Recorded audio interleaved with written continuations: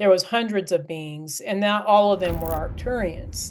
They had some that looked Pleiadian, some that looked Sirian, some that looked Andromedan. I would say the vast majority of the beings looked humanoid, but there was a few here and there that weren't. But what eventually I was in this atrium. I was trying to get what I called a light shaft. So there was a light thing that looked like a rainbow almost, that was transporting beings from one part of the atrium to another. And so I was trying to get on one, and it kept throwing me off. And then a Pleiadian caught me as I was being thrown off, and he said, "Oh, I just want to let you know you're not doing it correctly. Let me show you how to do this correctly." And he was telepathically communicating with me.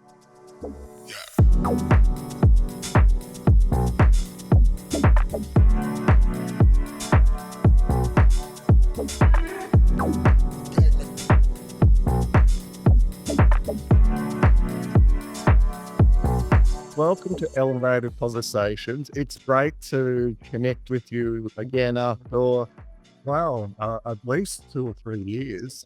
Great to see you again. Welcome to the show.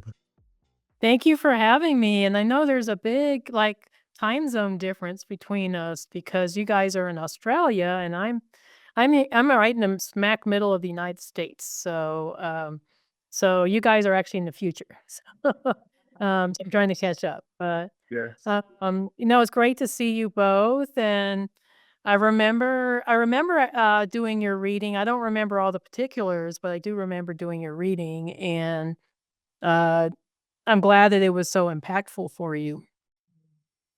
Yeah, it was so good connecting with you. You've been someone that has kind of been the way shower in the galactic consciousness, especially for Pete and I, having our awakening 5 years ago and then searching for anyone that had that information.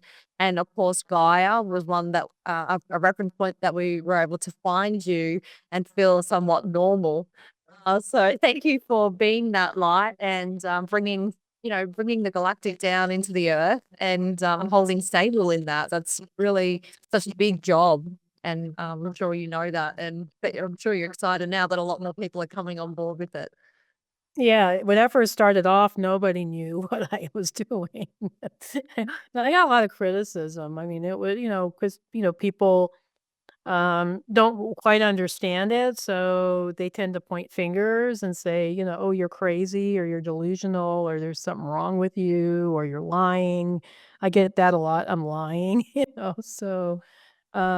so I think now it's becoming more and more mainstream, and, more and more people are starting to get on board, that, hey, this isn't our only, incarnation. It's not our only place that humans have ever been at here on Earth. The human race is a lot older and a lot more expanded than I think our current historians and scientists here on Earth give us credit for.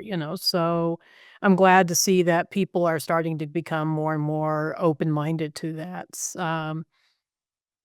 Yeah. Awesome. So, for some of the viewers that are watching this, can you give us a little bit of a story as to how you even became to have the connection with the galactic? Because I know that your story is fascinating, and I'd love to hear it again as Thank you. well. Yeah, thank you.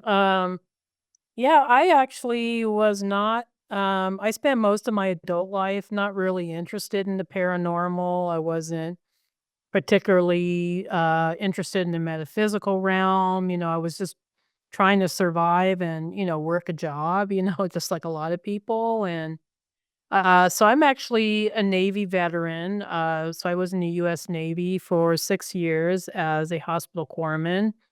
So I definitely wasn't thinking about spirituality back then.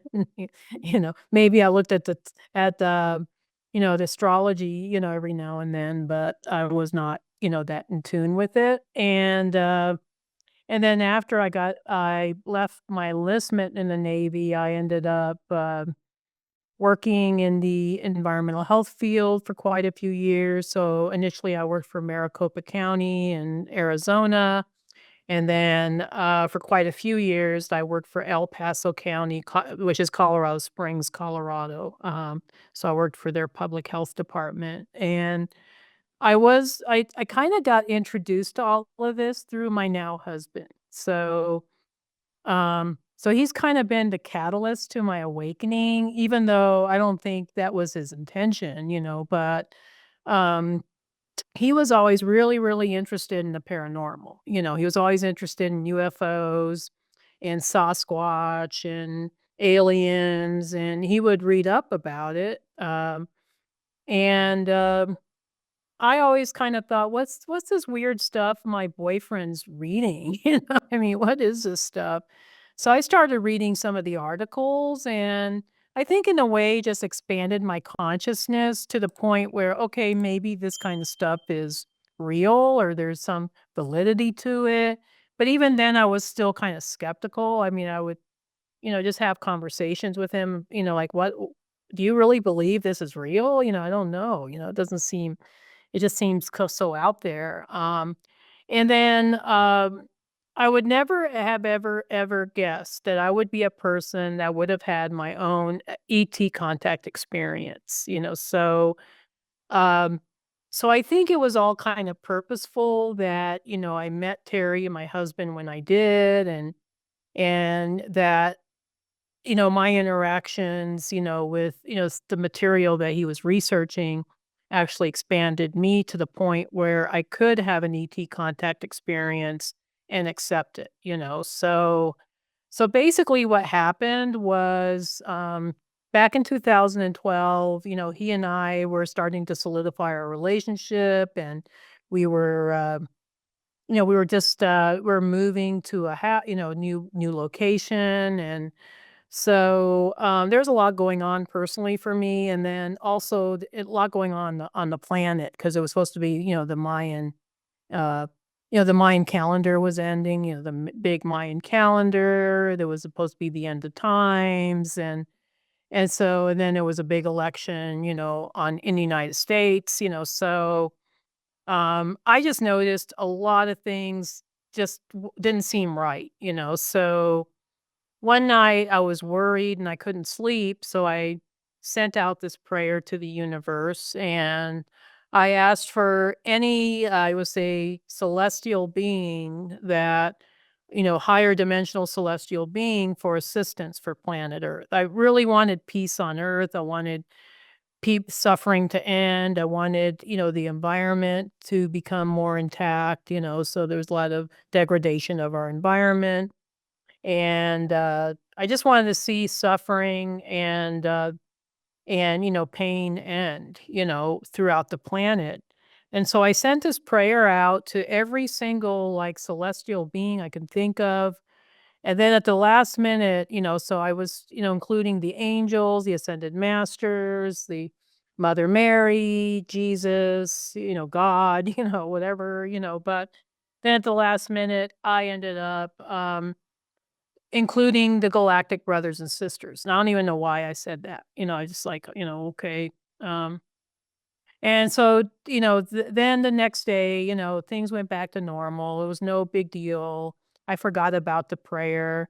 And then 2 weeks, exactly 2 weeks after I said my prayers, or that particular prayer, I ended up going to sleep as normal. But when I came to, I was in a different consciousness. So I was on board what looked like a starship. And I think it was really a out of body experience. I don't think I was really physically on board the ship, but my consciousness was on board the ship. But when I looked at myself when I was on board the ship, I looked, I had my same physical form, I had my body, so who knows what happened, but I do know that I was in a different consciousness, that things I was in a higher dimension, and that things were I was not having a dream, first of all, 'cause, dreams are usually kind of, even lucid dreams are kind of vague, they kinda have that vague feeling about it, and, this was very crystal clear. I've never had a dream, like, so crystal clear, and it's just the components of it seemed unlike a dream, and that it seemed hyper real. Like the colors were more brilliant, the details were very sharp, and I just kind of felt like things were very expanded in this space. And I noticed that it was a starship, and I don't know how I knew that, but the starship seemed to be sentient because it was leading me to it was like a series of lights, and it was leading me to the space. And then I went into this large room, and there was 4 or 5 extraterrestrial beings waiting for me in this room. And these beings did not look like anything I've ever seen. Uh, so if I had to describe them, they at first I couldn't even really see them because their auras were really bright, so we have to keep in mind that these extraterrestrial beings are much higher dimensional than us Earth humans. And so if you're not used to, dealing with that kind of, vibrational or frequency, it could be really jarring at first, so I was having a hard time even looking at them at first, but then I would, sneak glances from my periphery, and then I could see them a little better. And they had larger heads and larger eyes, but they did not look like gray aliens. I keep saying that over and over again. They were not grays. They had different features. Their eyes had irises and pupils. They had kind of a humanoid look about them, but and I don't know if they were really tall, but I kind of felt like they were pulling their vibration down to interact with me. So they didn't appear that tall to me, but I'm only 5 foot, so I'm a shorty, so everybody's taller than me. Um, but I was trying to think of questions to ask them because I didn't even know if they understood English.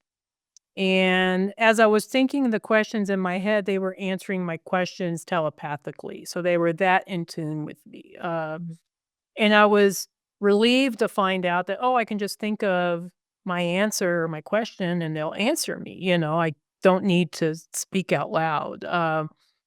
And these beings, of course, I asked them the typical questions like, where am I? What is this? Who are you? What's this? Why am I here? And they did answer that they were Arcturians from Arcturus, which I've never heard of Arcturus before. And then they said that their system was in a constellation that we call Bodas, and they had this holographic sphere that we were all contained in. That they were showing where this, like a star map of where they were located, and they were showing me a lot of things through the sphere. So it was like in addition to the telepathy, they were also visually showing me images through this hologram. And the hologram was really realistic. I mean, it was technology I've never seen. And then just to kind of speed up the story a little bit, because I'm sure you guys have a lot more questions. They did show me around the ship, so they answered a lot of questions. Like I asked them about why me? Because I'm nobody special. I mean, I'm just a health inspector, works for the health department, and they said, well, you had forgotten who you are, but you're actually one of us. You're from our family, and you've come to Earth for a mission. And we're here to remind you of your mission. And they did say that they heard my prayer, and that was when they decided I was ready because, I was asking for help for the planet. So, I was putting myself in that state of being in service or being concerned for others. And that's a key to connecting with extraterrestrials, by the way. They don't like to interact with people that are just curious or just want, a good story to tell their friends or, brag about, oh, yeah, I've had extraterrestrial contact. They want to interact with people who have a sincere desire to be of service, that, have really good intentions, that really want to help, humanity and the planet. So those are the people that they're going to interact with first before they interact with anybody else. And I didn't say this earlier, but before I had my ET contact experience, I was actually doing volunteer work on a regular basis as part of an animal-assisted therapy group, so or a therapy team rather. So I was my cat, Piglet, who you can people can read about on my Piglet, the hairless Sphinx cat. So people can read about Piglet on my website if they're interested in the story, but Piglet and I were certified through the American Humane Association and through Pet Partners as a certified therapy team. And so every weekend and every time we had time off, we would go volunteer throughout the community. So she and I would visit nursing homes, assisted living, Alzheimer wards, library so the little kids can read to her. We visited Fort Carson, army base. So we worked with the Wounded Warrior Project. We worked with the American Red Cross. We did so much in 6 years. So I was already exhibiting my desire to be of service, through this volunteer work. And I think the extraterrestrial beings knew that. So when I said my prayer, I guess they determined, okay, she's ready, for us to contact her. And basically, they told me I was part of their soul group, that I was a soul that originated from Arcturus. And that because I had been in Earth for so long, I'd forgotten my mission. It's like when we go through the third dimension, we forget everything. When we incarnate, it's like all our soul memories are wiped out. Now, if we incarnate in the higher realms, we remember our past lives, so that's kind of a unique thing that people don't realize is that this is kind of unique to the third dimension here on Earth. When we have incarnations in higher dimensional realms, we remember, everything, so it makes it, easier to do our missions, but here on Earth, we go through this heavy veil of forgetfulness and we forget everything. I was almost 50 years old when I think I was like 1 month shy of turning 50, so I spent a long time being asleep, I mean, I was totally asleep. So just to get to back to my experience, they did show me around the ship. And then they let me loose, and I was kinda wandering the ship on my own, and I seen, hundreds of other extraterrestrial beings on board the ship. The ship was huge. It was like city-sized. It was huge. There was hundreds of beings, and not all of them were Arcturians. They had some that looked Pleiadian, some that looked Sirian, some that looked Andromedan. I would say the vast majority of the beings looked humanoid, but there was a few here and there that weren't. But but eventually I did. I was in this atrium and I was trying to get on what I called a light shaft. So there was a light thing that looked like a rainbow almost that was transporting beings from one part of the atrium to another. And so I was trying to get on one and it kept throwing me off.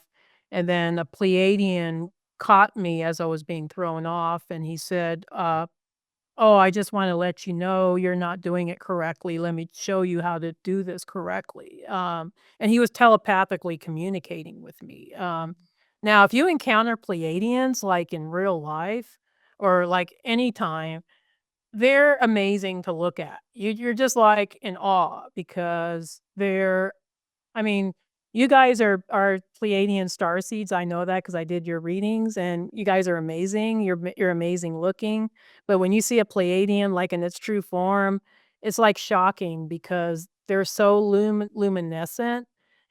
I mean, it's like everything on them just glows, and they're so beautiful that you can't help but you're just like this. Oh, yeah. When you're looking at a Pleiadian. So that's what I was and this man was particularly handsome, I was just like, "Oh my god," "What is this thing?" But, um and he was just really kind, and he told me, "Hey, you have to set an intention first, then step on the light thing, and then you'll go across." And so, So I did that, and as I was moving across on the light shaft, because I was finally got it right, I woke up and I was back in my bed, and then I knew at that point, okay, something extraordinary just happened. I can't explain it. I don't know what happened, but something really weird happened, and I am not the same person because now I'm awakened. Now it was like I went from one evening being asleep and then waking up and I was totally awake. So now because the Arcturians answered a lot of my questions. Um, so then I noticed, that I was starting to get constant downloads of information and I was starting to have really strange multidimensional experiences, such as I was shifting in and out of dimensions. And I was constantly seeing UFOs. I never saw a UFO in my life, and now I was always seeing them. And even telepathically communicating with the beings on the UFOs, and it was just a lot of strange stuff that was happening. Like people would just out of the blue just want to hug me, like what the heck, Like even when I was working, people would just want to hug me, and I said, "Is it my vibration or what's changed?" I mean, it was just weird, but um. And then there was periods where I was, like, reading people's thoughts, like, I was tuning into them, and it was just weird, okay? And I was just thinking, "Okay, I'm freaking going crazy, okay? I think I'm losing, I'm just freaking losing it, okay? Because especially the downloads, because all of a sudden it was like, how do I know all these star systems? How do I know all these spiritual truths? I never even studied this stuff, and then I was getting constant downloads of galactic wars and star races and their history. And so I decided, you know what? I got to start taking some classes or do some research or something, because either that or I just need to turn myself in, and just say, hey, I'm crazy. But I decided, fortunately, just to do the research first. And I took a lot of spiritual classes. Now, how I got involved with the Akashic records, so I did have a second experience with the ship. So the first experience happened in May 2012, and then in December 2012, my husband and I had just moved into our little stupid apartment, and I was like I think laying in my bed falling asleep, and then the next thing I knew, I was back on board the ship, and, this time it was the Pleiadian being that was, interacting with me, and it was a much shorter visit, but getting back to how I got started with the Akashic records, I didn't set out to be an Akashic reader. I knew I was getting downloads of information, and I didn't know what to do with it. I just thought, okay, that's kind of weird and interesting. But as I was taking a lot of spiritual classes, so I live in Colorado where we have a very thriving spiritual community here. So we have pretty much every offering you can think of. I mean, um, it's just a very spiritually in tune kind of state, unlike a lot of states in the United States. But so I started taking Reiki classes locally, and I was talking to my Reiki teacher about my experiences. And she told me, "Well, it sounds like you're getting information from the Akashic records." And I didn't never heard of I didn't even know what the Akashic records were. This was back in 2014-ish, I think. And then she said, "Well, I offered classes on how to read the records." So I said, "Great, sign me up." So I took her classes, and then I just noticed I had a real knack for it. Like I could just pick up information like that, and uh, which was unusual because most of the people in my class, they were kind of, most people were struggling with it because it takes a while to open up your third eye and to learn how to connect, with the higher realms. You guys do a lot of this work too, so I know that you know what I'm talking about, um, but for me, it was super easy. And so I just decided, okay, I'm gonna start doing, Akashic record reading on the side, have like my little side gig because I still had my, 3D job, so I was just thinking, okay, I'm gonna have my little side gig, just make a little money here and there, squirrel away my money. So, so I did that for a while, and the reason why I came up with the name Debbie Solaris, Debbie is actually my name, but I had to come up with a different name because I didn't want my 3D job to know that I was doing all this woo stuff. Mm. Right. Yeah, so I was like, because they were real conservative and it was government, they conservative, they don't I would have gotten fired, if they knew I was doing this weird stuff. So tried to come up with a different name, and so it's like, during the day, it was my regular self, and then at night, I was Debbie Solaris, so, um, and it kinda stuck, even though I don't have any reason to hide who I am, but it just the name stuck, and it's just now my kind of professional name, if you call it that. Mm. So I feel like I was living 2 different Names. I thought your real name was Solaris. Debbie Solaris, but No, it isn't. No, it's not. Yeah, it's just it's just a name, somebody came up so I think I did a reading with somebody, and she did this astrology reading on me, and she says, "Well, you're a Leo, and the sun is really prominent in your chart, so I think your last name should be Solaris." And I said, "Sounds good to me. Let's do it." And I was okay with it. Um but yeah, no, it was because I was trying to hide what I was doing. And so for a long time, for years, I felt like I was living 2 different lives. I was living the 3D matrix life, just trying to, work for a living, pay my bills, trying to build a relationship with my now husband. And then I had, my spiritual life, where I was the mysterious Debbie Solaris. Yeah, so there was that, um but eventually, it got more and more difficult, I would say, to live a double life like that. I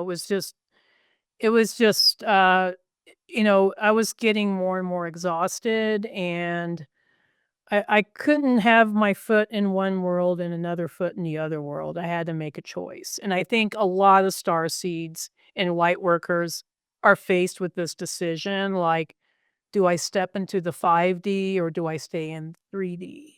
And I had a lot of pushback because my husband wanted me to retire from my job, and he cut harping about the retirement pension and about the benefits, the medical and dental and benefits, and I was like, "Holy crap, I don't care."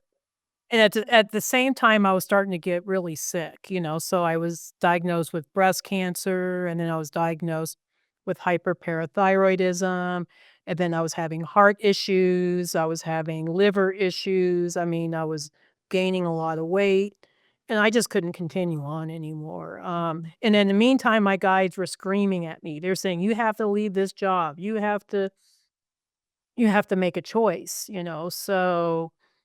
um so finally, I just told my husband, "I don't care. You can just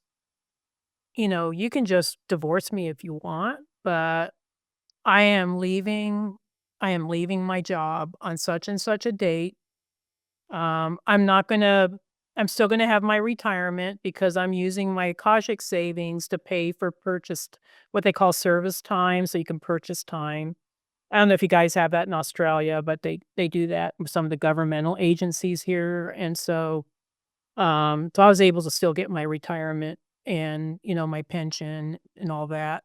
So that made my husband happy, but I was a pretty much a wreck when I retired. I was a mess. May I ask now, are you in good health now? Yeah, it was a journey getting my health back, to be quite honest. And I had to take some pretty extreme measures, to 'cause I just couldn't lose weight, I was obese, by the time I retired, and, so I ended up having bariatric surgery, And it's interesting, it was like in May 2020 was when I had my first interview with Beyond Belief on Gaia with George Norrie, and then the month after that, I had my bariatric surgery. So, I was able now to lose weight and to get my health back, but it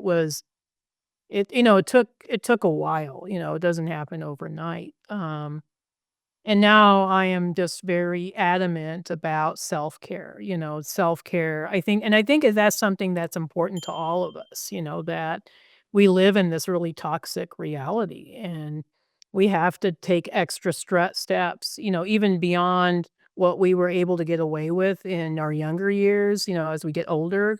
We have to eat right. We have to exercise. We have to stay away from fluoride and the GMOs and all that stuff, and the all that and the 5G and all that crazy stuff, or try to mitigate it as much as possible. And we have to do this to keep our vibrations high. So, in a nutshell, that's kind of how I got started with this. I'm sorry if it was a really long story, but Good story. yeah, it's a good story. I think it's everybody's story. I think we all go through a similar process, honestly, because I've done thousands of readings, since I started in 2014. And I always see common themes amongst all of us, that, we go through this period where we're asleep and then we get awakened. For some people, it's a very slow awakening. For some, it's very dramatic, but and then we go through this dark night of the soul because everything we start to realize that everything we've ever known is a freaking lie. It's a lie. And we have to try to find truth in our reality. And sometimes that can be a process.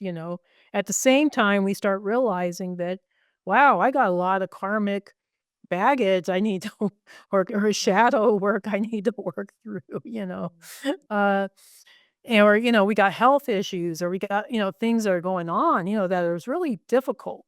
So, and then, once we get aligned with our purpose, so once we make that decision that, you know what, screw the matrix, I'm going to go ahead and I'm going to do what I came here to do as a soul.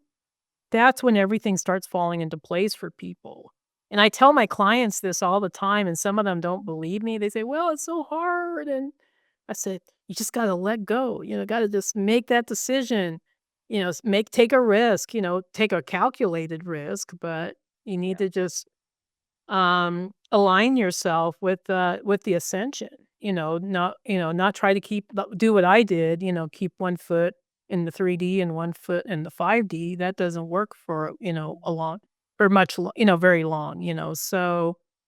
Um, so that's pretty much I think my story. But I've been really blessed. That people have loved.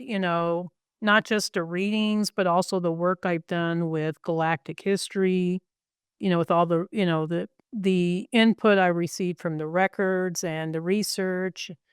And I feel blessed that, networks and platforms such as Gaia TV have had me on and I've haven't been on the conference circuit for very long, maybe a little over a year, but it's been good. I mean, it's like, my work is starting to get more exposure. So it's just been a good journey. It's been great. Love it. Thanks for sharing your story. The light workers and the star seeds that are on the planet today, I'm sure you see a common theme with your readings with Palladians and Arcturians, because we see similar when we read someone's DNA and where they've danced around in the galactic. What is there anything quite different to the normal extraterrestrial beings commonly known that you have come across on the planet? You mean, some new races or Yes. Yeah. yeah, gotcha.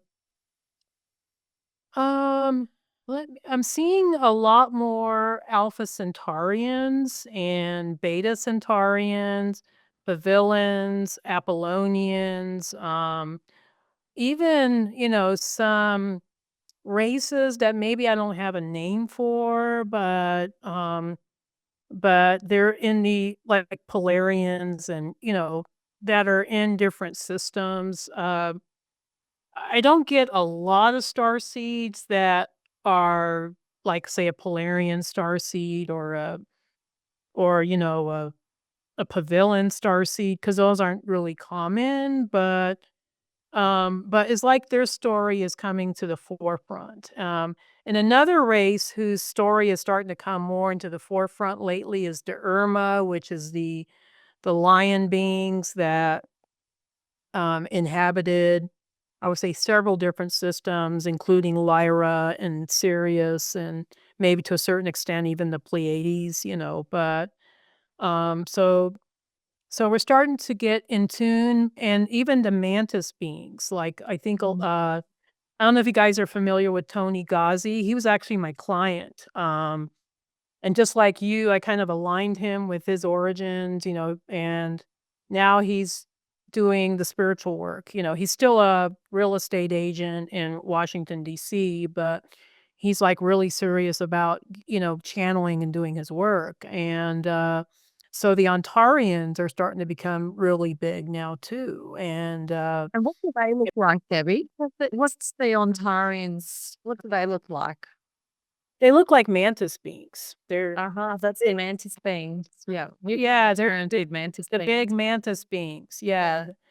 They kinda have a reddish color to them, and, they're very benevolent. I mean, they're not evil or, I think people tend to group all beings as this or that, but these beings are actually quite benevolent. They were the gatekeepers of the Antares Stargate. So, these were the beings that were part of the original portal that connected the Andromeda Galaxy with the Milky Way. So these are really amazing ancient beings. They're highly, highly high vibrational beings. They don't even exist in the physical realm anymore. And the other beings I mentioned, the Irma, they're also an ancient race. So the Irma were the original founder races or part of the original founder races. So they came in from a different universe into our universe, and they were the ones that they were genetic masters. So they were creating physical beings in the Lyra systems, which then spread out to other systems.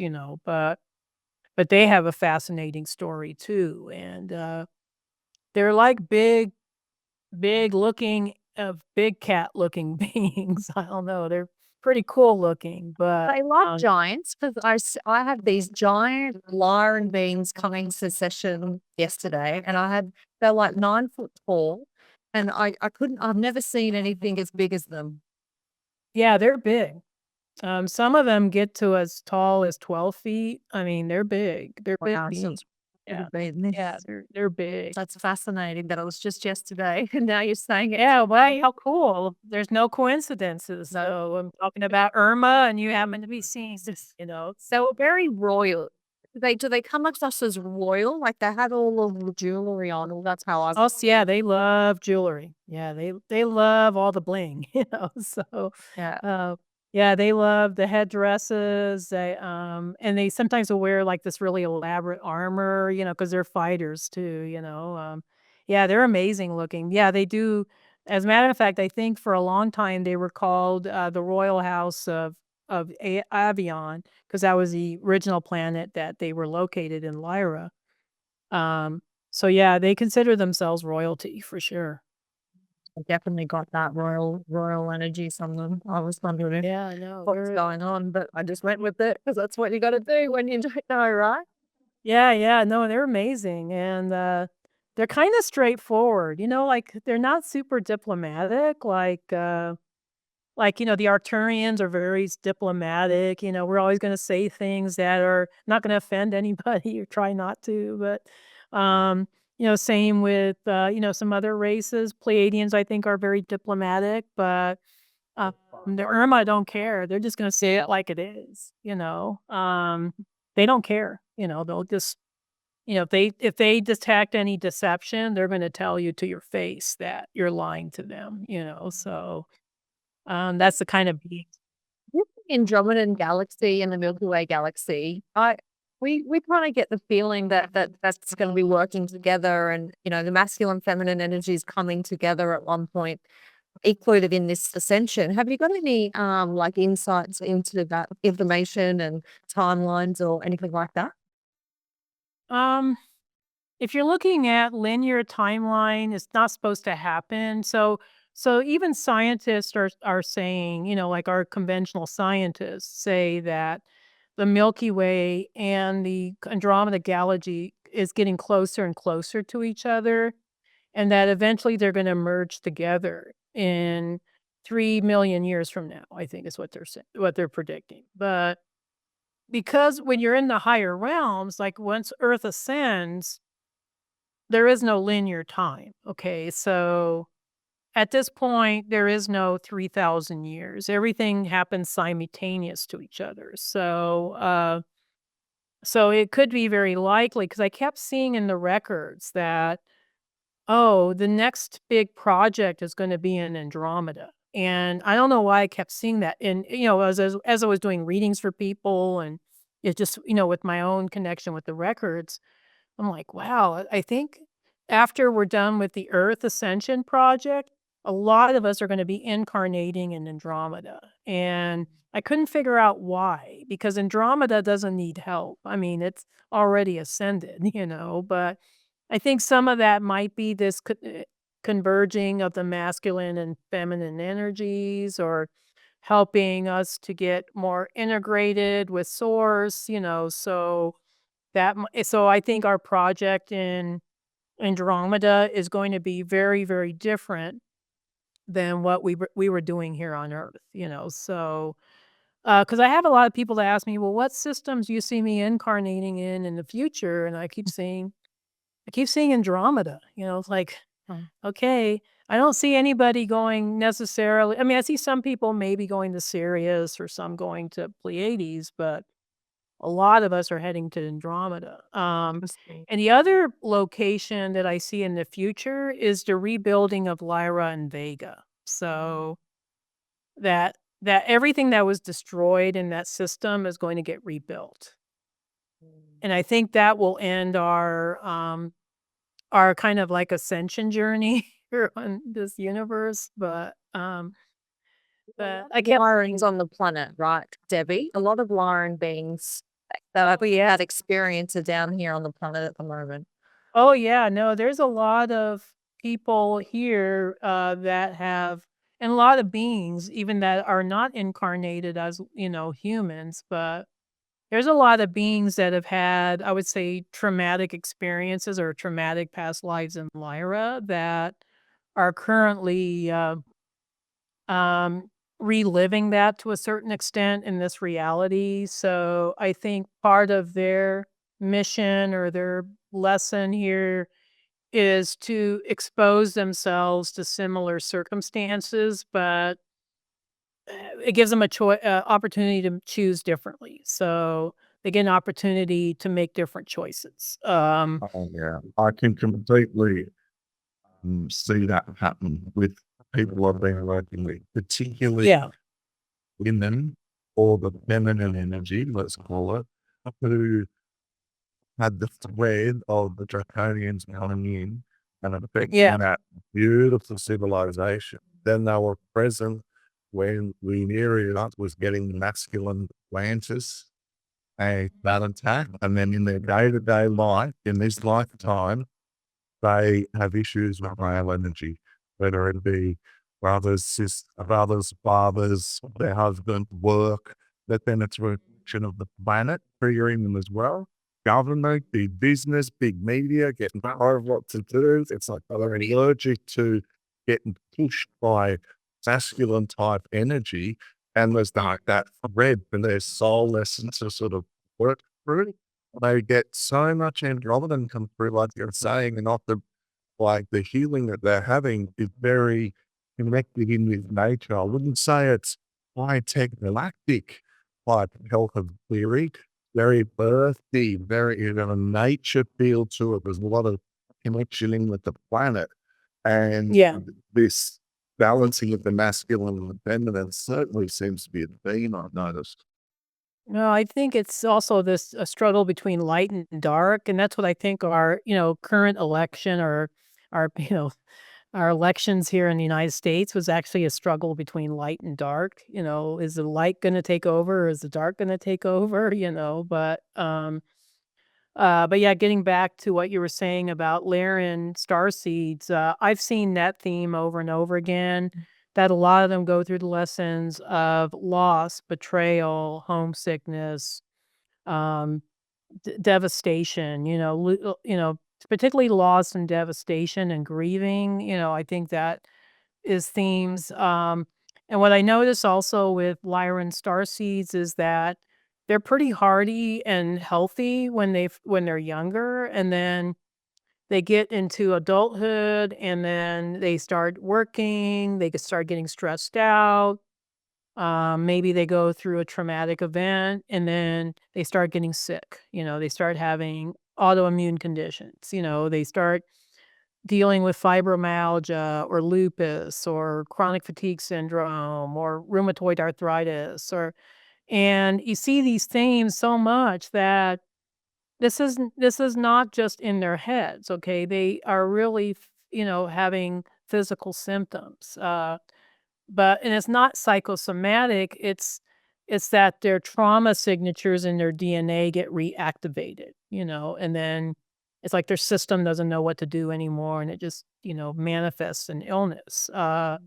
So, I too went through that process, because I also had, lives in Lyra and went through a I had access to my memories of what happened, and it wasn't a good experience by any means, um, and so a lot of times when I'm working with clients, they're asking me, "Well, what do I do?" I don't know, I've exhausted all the allopathic medicine options, and I'm telling you, you're gonna have to do some really deep inner work, you're gonna have to really whether it be through a past life regression or a clearing or maybe, QHHT or Akashic reading, whatever, you're gonna have to face what happened to you and really wrap your mind around, "Okay, how can I make different choices?" "How can I learn from this?" And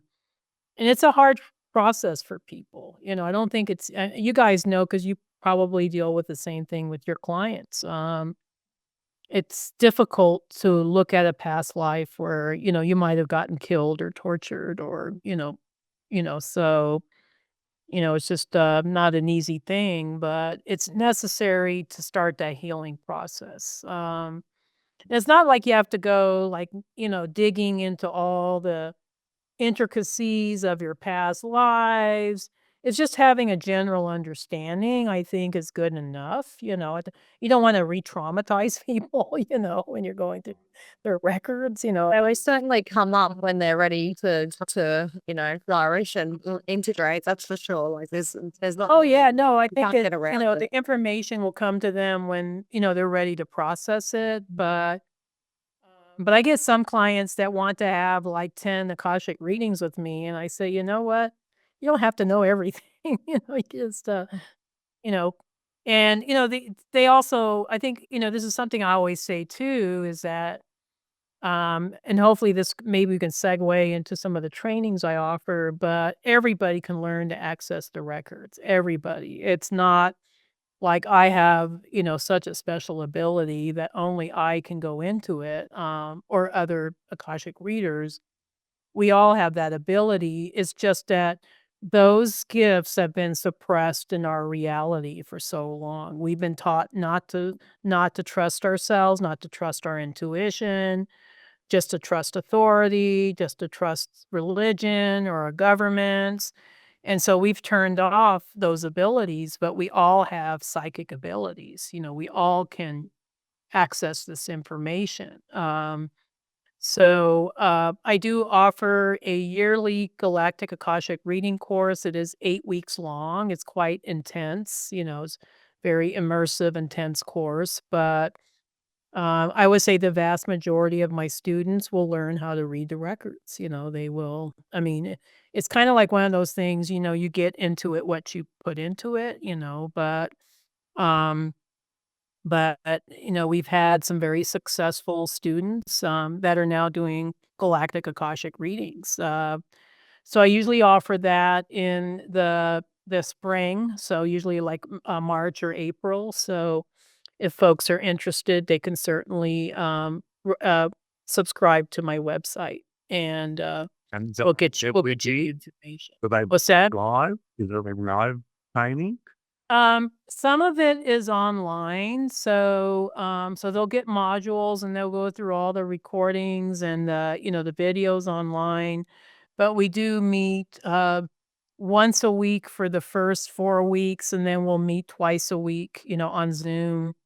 Once they start learning to read the records, we'll start having practice sessions. So they can be live with me learning how to read the records also, or That's practice it this. rather. Yeah. Yeah, when you encourage, we do the same thing. It's just, I didn't know what you do. We do the same thing where it's like at the end of it, you guys are going to work with one another and we're going to be essentially listening. And a person, of course, initially was like, no, just don't make me do it. Don't make me do it. And it's like, your partner's worried about the same thing as you, but no one's ever saying you can just give it a Yeah, go. And exactly. once they see that it works for them, it's like a breakthrough. Exactly like you said, we've seen the same. We've got so much more ability inside us than, we could ever believe. And it's so exciting to see. We did like a mini Akashic reading course at a retreat.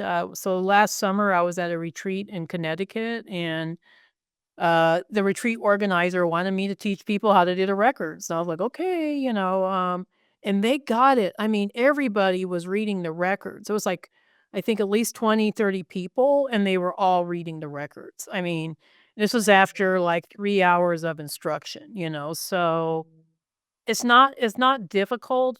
I think for some people it is because their third eye and their crown chakras might be really blocked, so they might have to do some work to clear that. But once they open that up, it's like you're right in there. And yeah, we do the breakout sessions, with the students, and I always encourage students, even if you have to offer people free readings, get as much practice as you can. Just go out there, do a bunch of readings, um, just try to get some readings under your belt, and then you can start, charging for your readings. I undercharged for readings for a long, long time. I'm not doing that anymore, but um, I really undercharged for very long time. Because, you get people that sometimes will say things like, "Well, if you're a reader, you should do it for free or you should do it at a discount." And we need to get past that mindset because, we there is such a thing as equal energy exchange, and we do live in this money reality where, we have to purchase things and pay bills with money, and, so I do believe people need to be paid what they're worth, and maybe somebody with less experience can charge less, but somebody that has a lot of experience can justify charging more. So and I'm sure you guys probably see that in your business as well.